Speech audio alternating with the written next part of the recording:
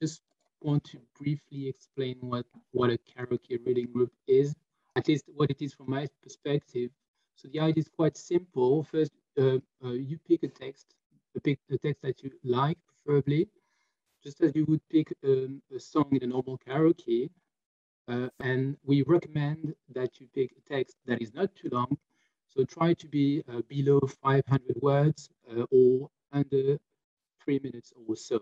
You can say a few words about the text, but this is not required. And after your performance, we will open up the floor to discuss the text.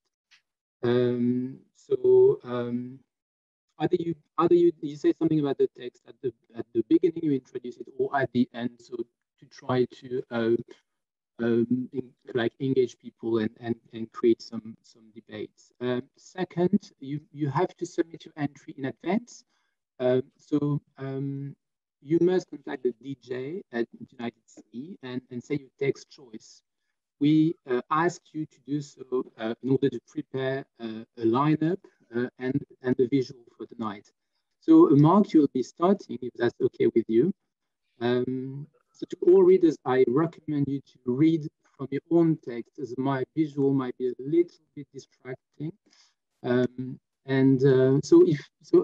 If someone wants to say something, say a quote or something, please get in touch with me on the chat. Send me a private message, and if we can accommodate you, we'll try to do to queue you up.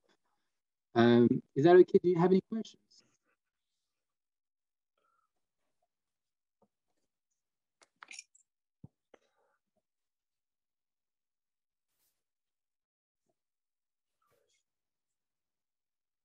Okay, so Mark, it's whenever whenever you want. You can start whenever.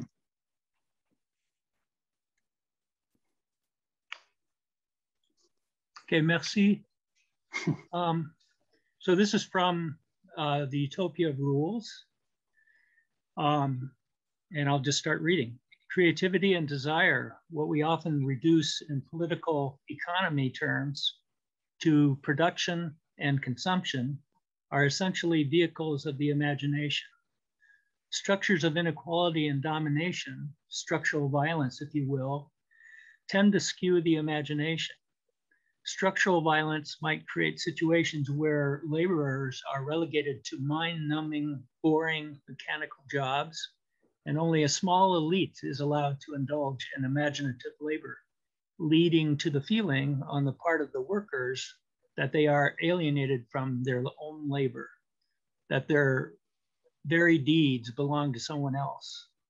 It might also create social situations where kings, politicians, celebrities, or CEOs prance about, oblivious to almost everything around them, while their wives, servants, staff, and handlers spend all their time engaged in the imaginative work of maintaining them in their fantasies. Most situations of inequality, I suspect, combine elements of both. The subjective experience of living inside such lopsided structures of imagination, the warping and shattering of imagination that results, is what we are referring to when we talk about alienation. The tradition of political economy within which Marx was writing tends to see work in modern societies as divided between two spheres: wage labor, for which the paradigm is always factories, and domestic labor, housework, childcare, relegated mainly to women. The first is seen primarily as a matter of creating and maintaining physical objects. The second is probably best seen as a matter of creating and maintaining people and social relations. The distinction is obviously a bit of a caricature. There has never been a society, not even Engels' Manchester or Victor Hugo's Paris, where most men were factory workers and most women worked exclusively as housewives. Still, this frames how we think about such issues today. It also points to the root of Marx's problem. In the sphere of industry, it is generally those on top that relegate to themselves the more imaginative tasks i.e. they design the products and organize production. Whereas when inequalities emerge in the sphere of social production, it is those on the bottom who end up expected to do the major imaginative work, notably the bulk of what I've called the labor of interpretation that keeps life running. There's a footnote to this I'm adding. No doubt all this makes it easier to see the two as fundamentally different sorts of activity, making it hard for us to recognize interpretive labor. For example, or most of what we usually think of as women's work as labor at all. To my mind, it would probably be better to recognize it as the primary form of labor. Insofar as a clear distinction can be made here, it's the care, energy, and labor directed at human beings that should be considered fundamental.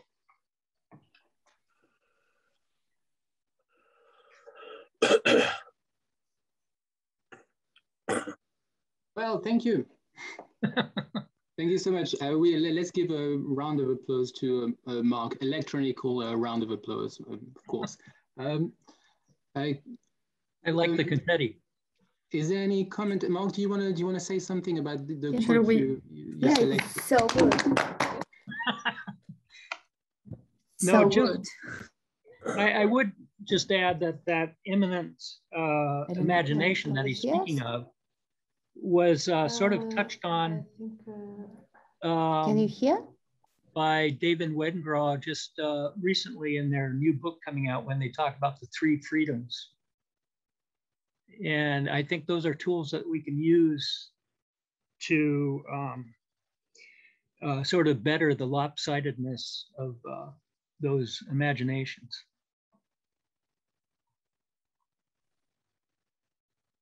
Yes, thank you so much. Any comments about Mark's text? I mean, that would, I'm sure that speaks to many of us in the Museum of Care, because it's really talking about the 2 ultimate values that we are defending here, which are care and freedom, as opposed to production and consumption. Well, if we don't have any comments about the text, I think we're going to move on. And the second extract is going to be read by Simona.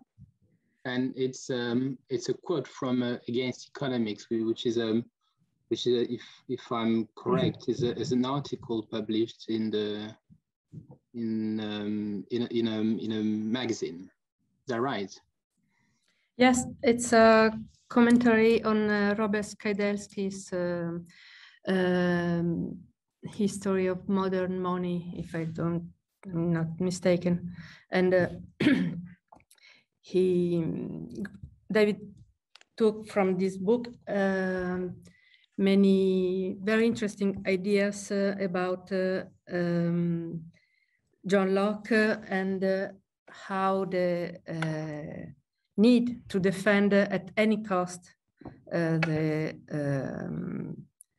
rentiers was the origins of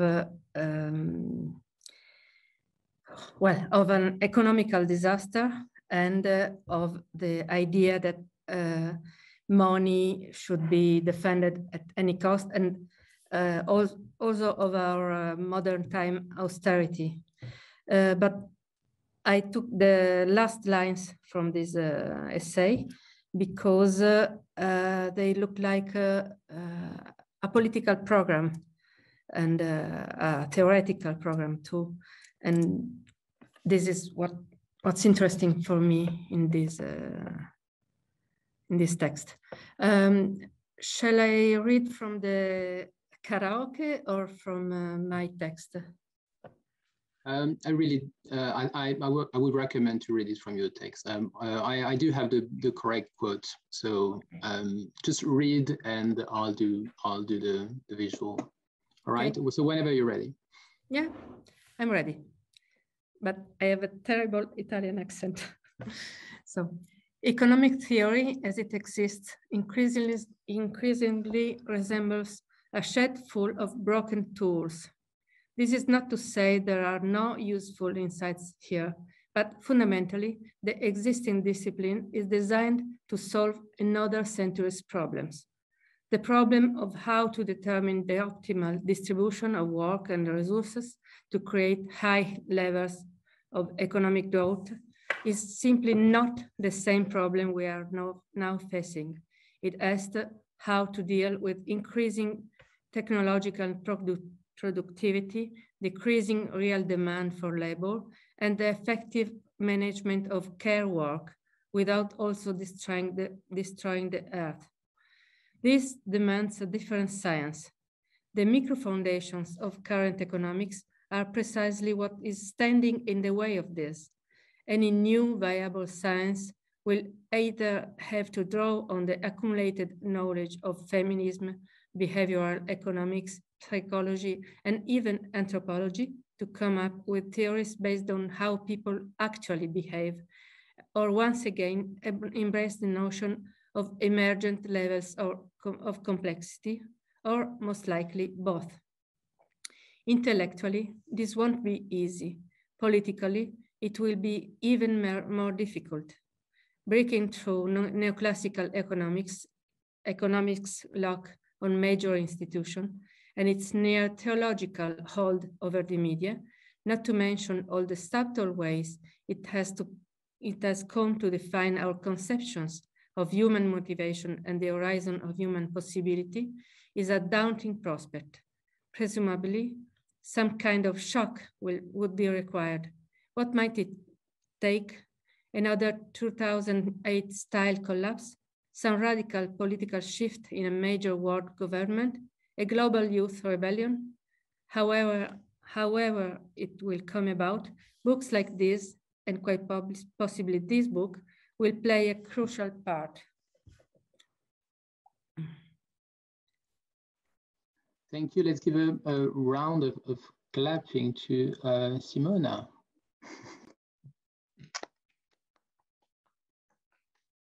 Simona, do you want to say something about the text, why you chose it, why it touched you, or shall I take some questions or comments?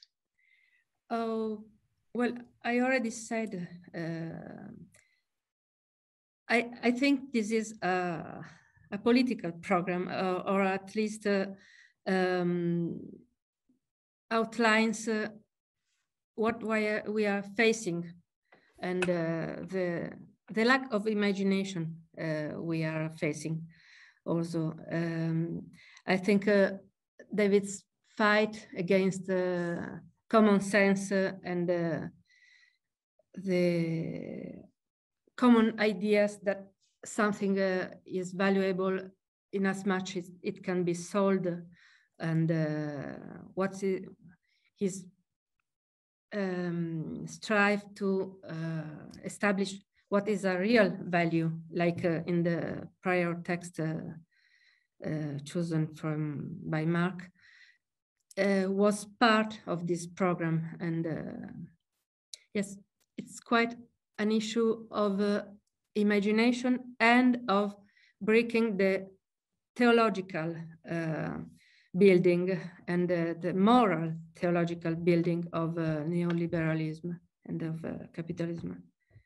And the importance of debunking most common economical ideas is cannot be under-evaluated.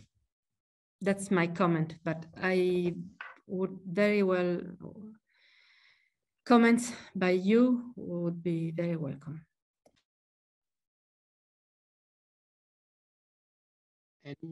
Any comments from the audience? I actually appreciate one thing about this karaoke, is that I had never read this text, so I actually it's a good thing about it is that you can actually discover texts that you haven't read before. This was a very important text for David. He was carrying this book of Skidelsky that probably was like, I don't know, 3 kilograms everywhere. Now like traveling for a long time, and this essay took a lot of his energy, and Simona correctly said it's a kind of political program. Yeah, so I think he was, whatever he was saying was quite obvious. And now more and more people understand that. I think in our last Fight Club, according to the comments, that Michael Hudson is won so easily, and so absolutely, it's just one of the proof that this text really was good.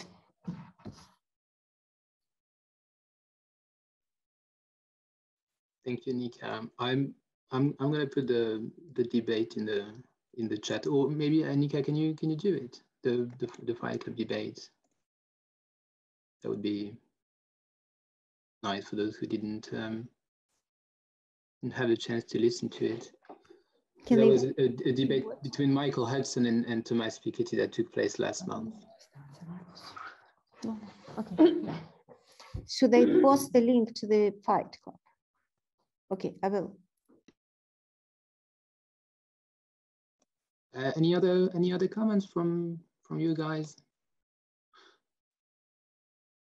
Okay, thank you. I always got the business to with each part who came to the table. I always got the feeling it is so amazing to be a part of these thoughts, and to how much the world is defined through that, what we are able to think, or to what we see is what we are able to there is so many out there to discover, and or to face, or to get a perspective on it. And the words are producing, and the thoughts are producing this perspective, and I wonder how much is this spread, what we are doing, or what you started to do with the karaoke, with all the Museum of Care. It's so wonderful, and how could this be very in a vast way be spread? You know what I would like to say. So you're really lonesome most of the time with the part of the world you have in mind, and then there is this karaoke, and beautiful written thoughts are creating the world which is possible, but it's not out there. It's not to share easily with other people, and I wonder how and a gathering like this is giving a feeling of being having a perspective together for a while. And so I felt all the time this is wonderful in this way to share it, and the other way how to what will be the way to transform the world, to get this sentence into the world, to make them visible. Yeah, that's... Robert, I don't know. Jury's out. Nika, do you want to say something about it? But thank you so much, Robert, for the kind words. And we have still a lot of work to do, I suppose. Oh, I'm not sure. Like the Museum of Care want to to spread its K around the world and take over everything. I think we're just experimenting with tools and putting out a new one. And I think this one designed by Vasily is really amazing.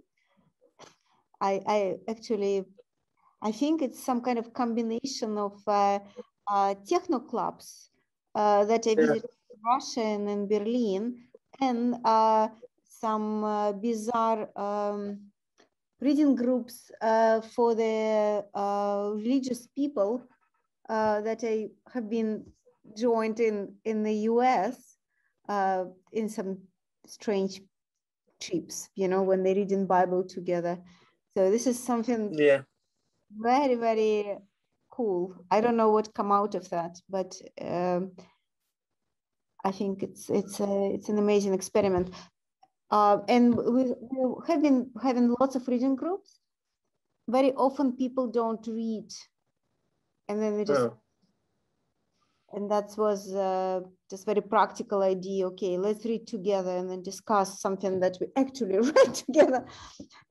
Yeah, and thank you, Vasily, for this amazing design. I think design is very important. I was noticing pictures that you choosing for like user picks for the reading groups for Museum of Kiev over the year, and I was always amazed how wonderful and strange they are.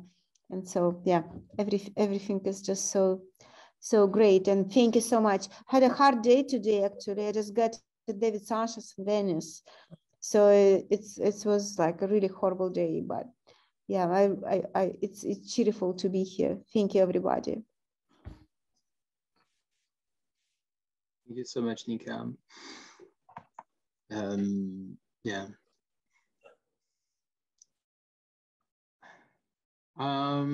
Is Max ready to be to read his? Max, are you here? Hello, can you hear me? Hello, Max. Hello. Yeah, no, thank you for letting me partake today. I'm not a very strong reader, so bear with me. But yeah, glad to be here. So I'm reading something on social currencies and human economies, which I think David wrote back in 2012. So yeah, I'm just gonna give it a go. What distinguishes human economies is merely that they recognize that the chief business of any social system, or indeed any system of the production and distribution of material goods, is the creation and mutual fashioning of human beings. Indeed, one could well argue that it is only the emergence of commercial currencies that made it possible to imagine an economy in the sense we are used to using it in today at all. That is an autonomous domain of human activity primarily concerned with creating and allocating material possessions, and not primarily about the creation of people and social relations, let alone to see how people behave within that domain as a model of human aims and aspirations more generally. Historically, the endless repetition of the myth of barter has played a key role in making it possible to imagine that such an autonomous sphere of activity exists, and of course, of creating the institutional arrangements that could make it possible. I'll skip a few chapters, talking about the Tiv.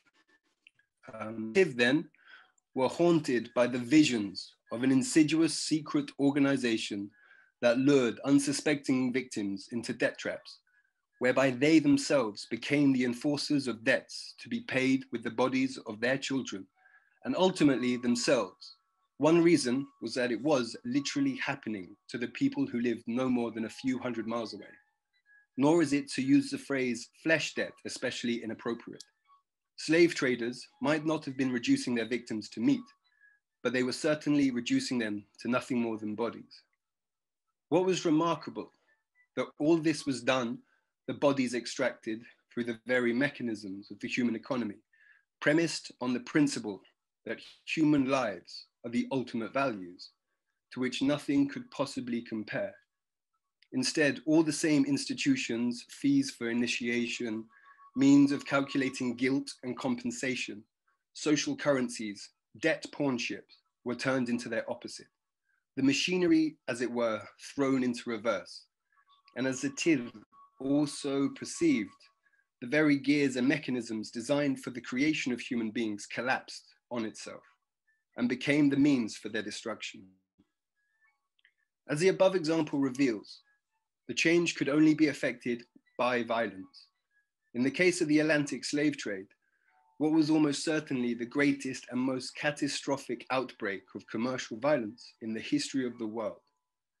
Yet at the same time, I think the very intensity of the catastrophe can help lay bare some of the mechanisms by which human economies could have, in many other times and places in human history, overcome the conceptual barrier between social currencies and tokens of a debt that cannot be paid.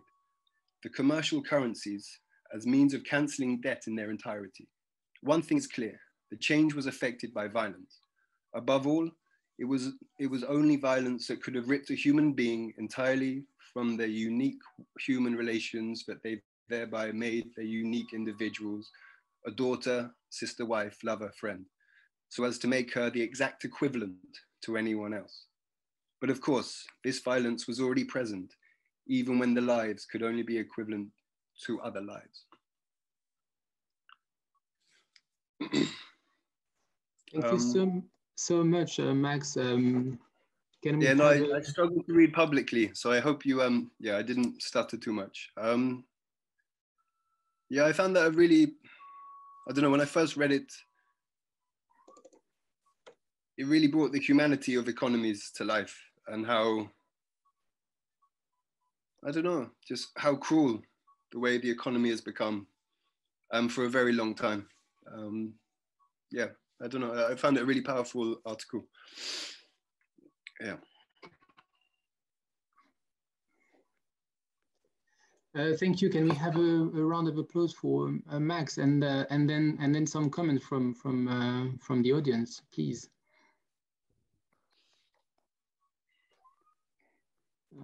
Yeah, I just want to say that I didn't read this for a long time. I first time read it when David sent me the Word file when he just wrote it, and yeah, so thank you very much for choosing this. I remember some other passages from that when he was talking about some bizarre. I had to cut lots out. There was so much. I first sent Vasily like 1,000 words, and I needed to. It was hard to distract it all because I think the whole piece is so well balanced as a writing. From beginning to end, you're pulled back and forth emotionally and logically. It's a very, very good. I'd recommend if. I think you sent me an electronic version of it, so I'd really recommend if anyone hasn't read it to give it a go because I think it's very powerful. Very human. I will share the paper, and by the way, everything is going to be available in our library of care at the file under David's name. I'll share the link later on. Okay. So and that's also the idea. We don't know everything that David wrote, and that's just a good opportunity to discover some stuff. Cool. Thank you very much. Thank you so much, Max, and welcome again. Yeah, good to be here. Next on the line we have Tom. If we don't have any more comments, I suggest we move on unless someone wants to say something. Nika, your mic is on. Do you wanna add something?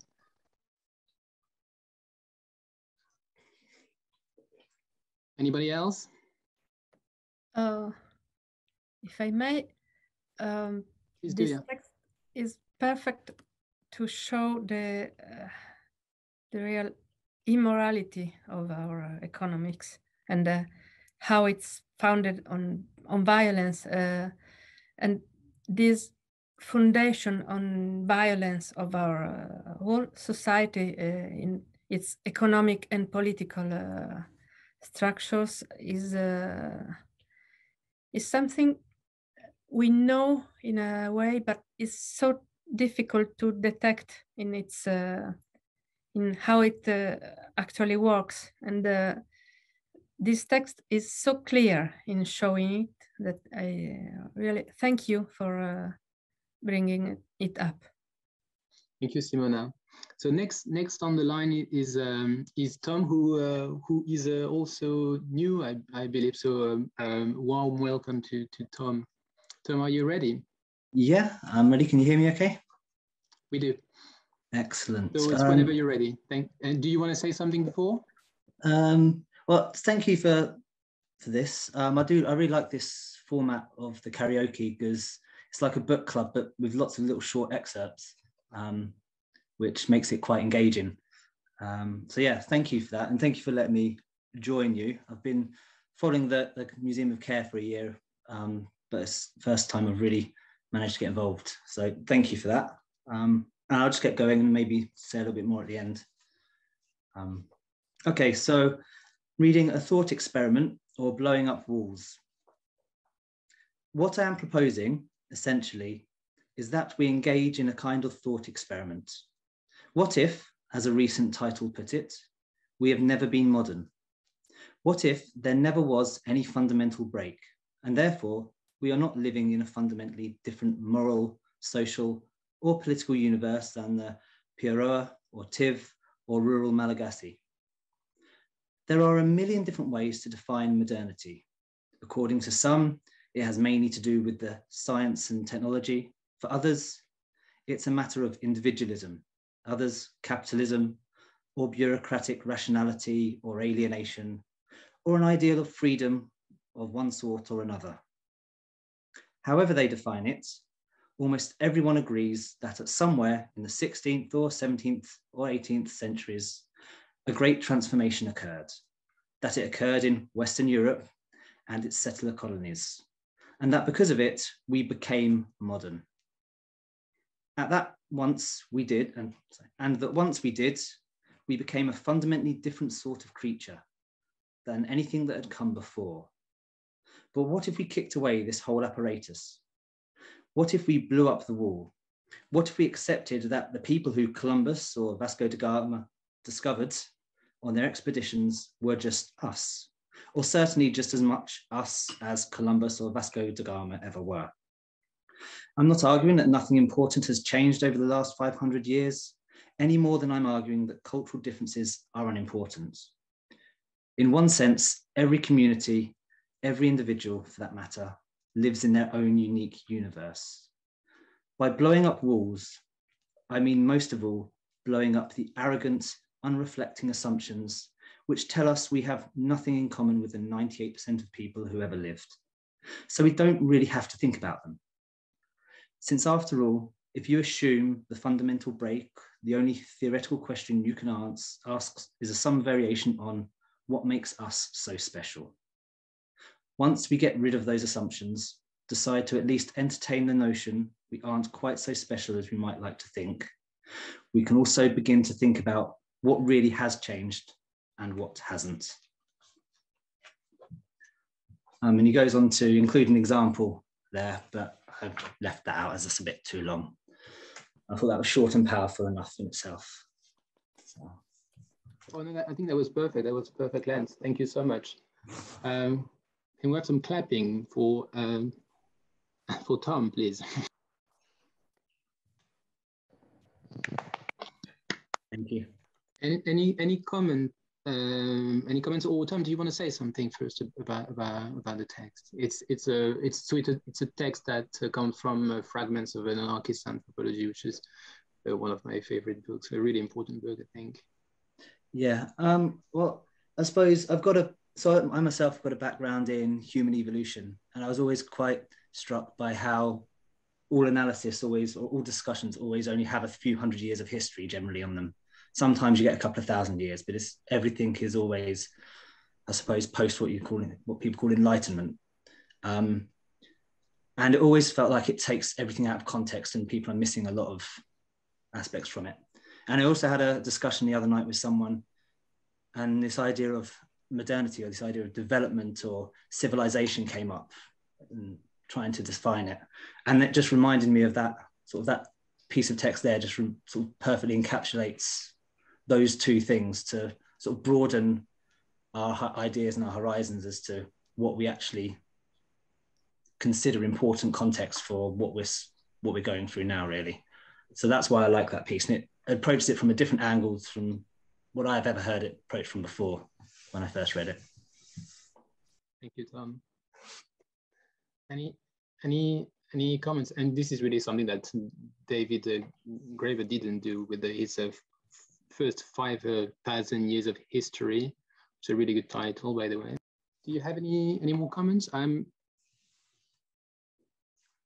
happy to leave it at that. I think I've said enough. Okay, thank you. So next performer is Mary, who sent me a quote from Utopia of Rules, but it was very last minute, so I couldn't find the page number. But I'll put that up on the website or on a Google Doc later. Mary, are you here? I am here. I don't know what I need to do to show up on the screen. I also don't know which page it is because I just took a photo of the page. I don't actually have the book. So. Okay, no worries. So what you do is that you have your picture, so you can start you can start whenever, and it's probably better that you read from your text.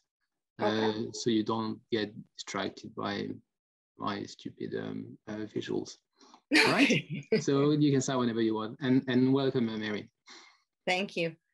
Yeah, this is of all of everything I've read from David. This is the one, a few paragraphs that really speak to me on a personal level, which is why I chose it. And this is about what happens to people like David or people like me in today's society. So it's about academia. Here's a quote. As marketing overwhelms university life, it generates documents about fostering imagination and creativity that might just as well have been designed to strangle imagination and creativity in the cradle. No major new works of social theory have emerged in the United States in the last 30 years.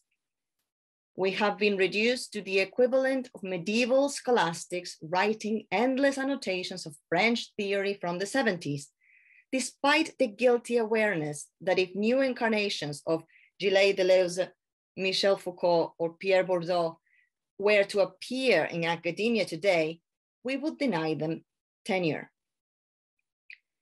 There was a time when academia was society's refuge for the eccentric, brilliant, and impractical. No longer. It is now the domain of professional self-marketers. As a result, in one of the most bizarre fits of social self-destructiveness in history, we seem to have decided we have no place for our eccentric, brilliant, and impractical citizens. Most languish in their mother's basements, at best making the occasional acute intervention on the internet. Thank you so much, Mary. Round of Thank you. He then goes on to give an example of the same pattern happening in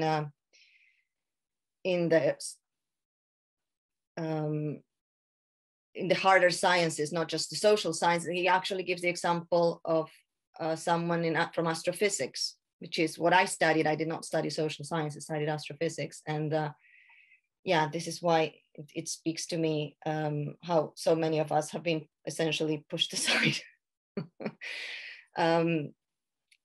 There's by this wave of what is the effect of neoliberalism essentially in academia? It's just like you either become a marketer, a self-marketer, or you don't. And if you don't, then they don't want you. I was actually thinking about that the other day because I went to the doctor, and the doctor seemed to be that kind of eccentric type, which I'm fine with. But it made me think that this man would probably, if he had chosen any other path other than a career in the NHS, he would not maybe got very far, because people like him or people like David, the eccentric types, do not have an easy time in today's neoliberal world. Yeah, thank you so much, Mary. And it's also a very funny text, which is which David was also very often. I have a quick question. It's a little incidental to the central argument of the text, but I was actually just listening to this text on an audiobook a few days ago. Why did David, or why would anyone listening specifically think that those thinkers would not get tenure, just out of curiosity? I'm not arguing that that's wrong. I'm just curious. I'm personally not familiar with them, because I think they were all post-structuralist and postmodernist, and I don't agree with anything like that. I come from a completely different background, so I don't really know. I just saw someone put in the chat that they're too eccentric, so that makes sense in the context and from what I know of reading them. So I wasn't sure if he was disparaging them as not as intellectually sound, or if he was endorsing them. So it sounds like he was endorsing them, or at least endorsing the way they went about things, even if he didn't agree with what they said. Yeah, if I can jump in, I think what David was saying is that they wouldn't be granted tenure not because of the quality of their scholarship, but if they haven't really mastered the marketing that's required of tenure track faculty, that they wouldn't really, that their impact factor, which is what basically gets measured when people go up for tenure, that their impact factor wouldn't be as high as someone who is deliberately thinking about impact factor as marketing. So it isn't really the strength of their ideas as it is the strength of their ability to navigate what has become a marketing system. Well, if you read the rest of the page, he gives the example of this astrophysicist, and who says that today in astrophysics, as I imagine most of the hard sciences, you spend your time writing proposals rather than doing research. And so anyone, by that definition, which is, this is a theory of David that then I think he goes into in Bullshit Jobs, by that measure, anyone coming up with anything new is at a disadvantage, because any new idea is already, it hasn't been tested. You cannot, you cannot put it on a proposal and say, well, I want time on a telescope because of this idea that I just had, because everything has to be self-referential. So I don't think those kind of thinkers would go very far in academia today. Okay, yeah, that makes sense. I remember where he was referring to the trouble that people have accessing funding in that sense. Going back to the impact factor thing, it's also that those three authors almost hardly never wrote any papers. They were writing books, which is something that doesn't add anything to your impact. And also remember Gilles Deleuze saying that he really hated conferences. He'd rather die than going to one of these. And this is something you need to do if you want to marketize yourself as well as an academic today. Anyone else wants to react to that? I am thinking that David mastered this marketing thing very consciously, and I'm just reading his writings about even at the beginning of Fragments of an Anarchist Anthropology. He says something about how academy works and why there are not so many anarchists in academy. Actually, it was a text I was about to suggest for tonight. And there is something that happens in medical studies that shows a part of this marketing and scholasticism thing, that is people publish wrong stuff. The article about vaccines producing autism was an important example because this makes your impact factor higher.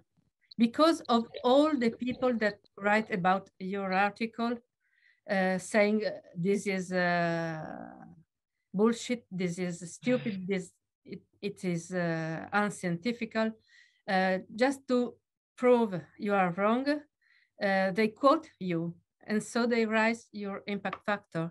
And in many occasions, I saw scientific papers working like this. The one about the ASIA syndrome was another example. And as for scholasticism, when you are evaluate the publish or perish principle, when you are evaluated because you write 15 articles a year, you cannot think if you're writing 15 articles a year. You need to take your time and to think about it. And this is another reason, I think. And also, yes, spending so much time in writing how you will foster creativity and so on. Thank you, Simona. Mary, I see your mic is on. Do you want to say something before we move on? No, I honestly, I'm so alien to the world of academia. I don't know how long it takes to write papers, but I know that Jem Bendel wrote Deep Adaptation. He actually had to quit his job and spend a year writing, researching full time for that one paper.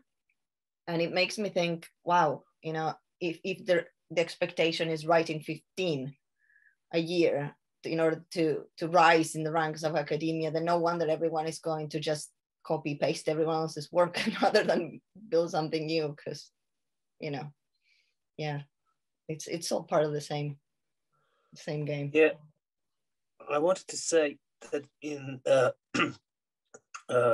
similar process happened among soccer players.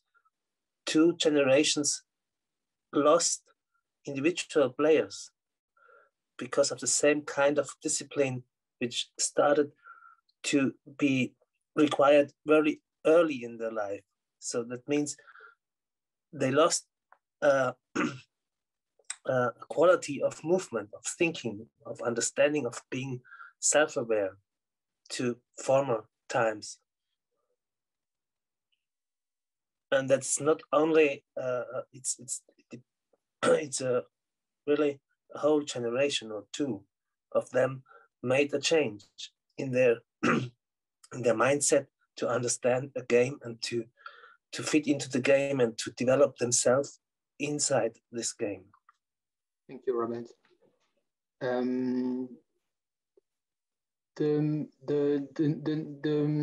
Nika, you're the last one tonight. Are you ready? Okay.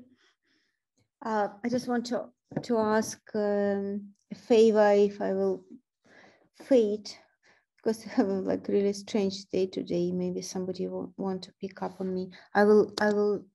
This is my text that I want to read. I will put it in the chat. So it's from a paper that we've already commented, that we already discussed in this in one of the past reading groups. It's Culture as a Creative Refusal. Yeah, I'm actually very grateful to Museum of K people that I had this luxury to be with friends reading David's text for a year. That was very difficult for me. Do we have any volunteers to read the text with Nika tonight? I'm happy to. Sorry, who is saying that? I'm happy to. Okay, perfect. So whenever you're ready, Nika, maybe you start and Tom can finish. Is that all right? Yeah, that's perfect. Perfect. Thank you so much, Tom. Okay. So I will read from the text on the screen, yeah, or from my own text. It's up to you. Okay. I will read from the screen. That's real karaoke. What I would like to do in this essay is to talk about cultural comparison as an active force of history. That is, I want to address the degree to which culture are not just conceptions of what the world is like, not just a way of being and acting in the world, but active political projects which often operate by the explicit rejections of the other ones. The idea of cultural comparison is familiar enough. This is, after all, what anthropologists largely do. Most of us acknowledge that even the most careful descriptive ethnography is ultimately the product of an endless stream of explicit or non-so-explicit back and forth comparison between the observer's more familiar social surroundings and those observed. As Marilyn Strachan has pointed out, this is equally true of anthropological theory. It is not just that we honor our own common sense understanding of kinship, exchange, or politics with those that prevail in some particular village or urban neighborhood in Malaysia, Polynesia, or Africa. We also create the imaginary spaces of Malaysia, Polynesia, or Africa themselves by showing how what seems to be commonplace understanding in each areas could be seen as inversions or negative of commonplace understanding in the others. African kinship systems center on descents, Malaysians on alliance, Zenda magic center on objects, Troberian magic on verbal performance. It is from those comparisons that we develop our theories of what kinship or magic could be said to be. Shall I continue from here? Thank you. Okay, thank you. Thank you, Nika. You can start whenever, Tom. Such comparisons, however, are rarely, if ever, carried out directly. Kinship, like magic, is neither a Melanesian nor an African term.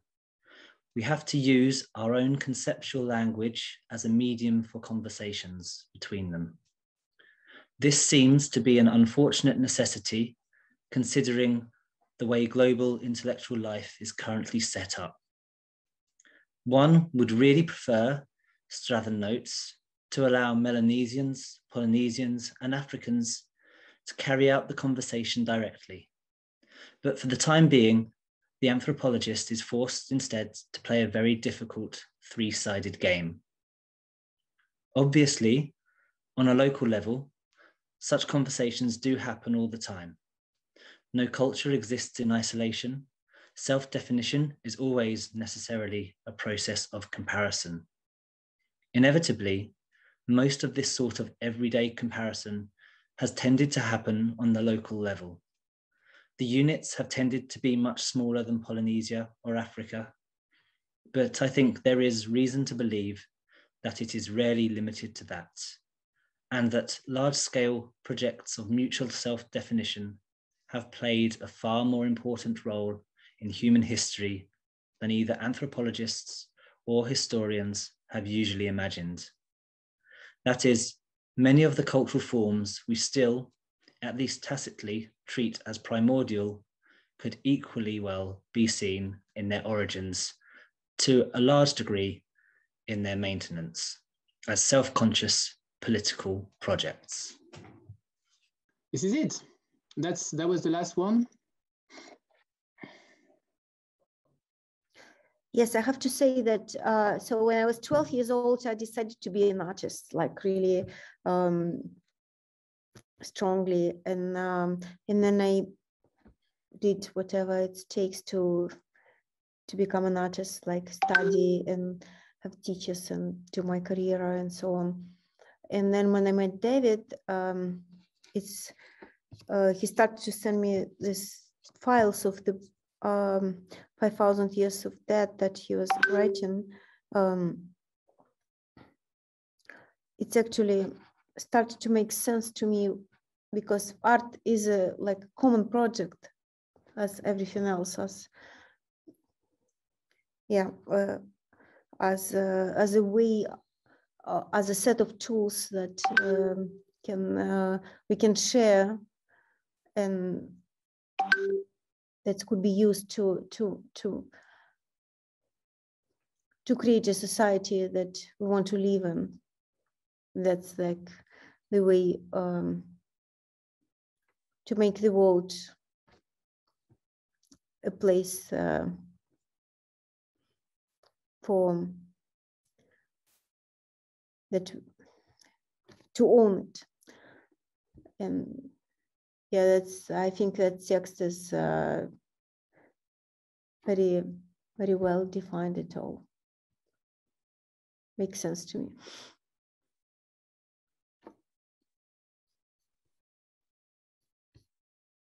Thank you, Nika. And thank you for organizing this and joining us on such a difficult day. Thank you for sharing, really.